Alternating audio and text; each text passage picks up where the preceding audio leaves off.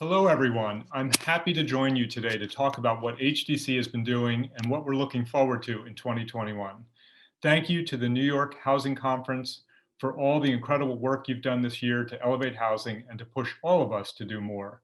I'd like to start by talking about what we've accomplished in 2020, and much of it has been in partnership with many of you joining here today. I'm proud of the HDC team for everything they've done this year. Like many of you, we're operating under very stressful circumstances.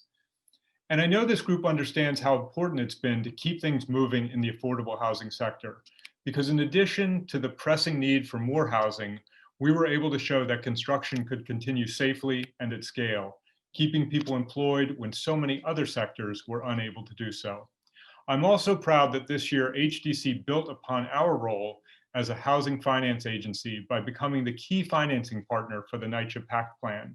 To date, nearly 8,000 units have converted under PACT, and it's poised to bring improvements to tens of thousands of residents and families in public housing. We've been able to continue to finance both the Affordable Housing Plan and the PACT plan thanks to an incredible capital markets team at HDC whose expertise and talents ensure we're bringing the most resources possible to this work. And our development team kept the pipeline moving with their tireless commitment to problem solving and by bringing the best thinking to everything they do. On the asset management side, often the unsung heroes of affordable housing, our team has been in constant contact with our partners and are working round the clock to keep our 220,000 unit portfolio in good physical and financial shape, so that thousands and thousands of New Yorkers can count on a safe, stable place to ride out this storm. I'm also very hopeful that 2021 will be far better than 2020. I'm hopeful that we will soon have a real commitment at the federal and national levels to tackling this virus and restarting our economy. I'm confident that affordable housing will play a central role in the city's recovery, but getting there will take political commitment to provide the resources we need to address the affordable housing shortage.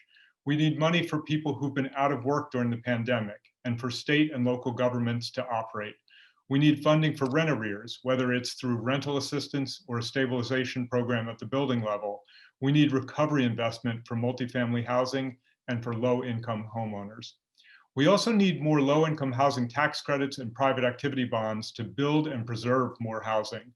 This is not rocket science. We know what we need and we know what works. We just need the federal government to come through. After seeing what the New York Housing Conference and all of you have accomplished in the last 4 years, I'm hopeful we can get there. The last 4 years have been a lot of things. In many ways, they've just been a lot. But one thing I will always remember from these times is how well the affordable housing community banded together and spoke loudly and clearly. There were times when what was coming at us from Washington felt like direct attacks against the work we do, the tools we use, and the people we're all here to serve. But we didn't give up. We stuck with it and we stuck together. Whether we were fighting to save private activity bonds in Congress or explaining to HUD why it's a bad idea to evict immigrant families from public housing, we brought energy and ingenuity. It would be easy to let down our guard and say we're at least safe now. The worst we feared won't happen. But to let up would be a disservice to our communities. It would be a waste of the advocacy infrastructure we've built and that all of you have built. So let's move forward. Thank you very much.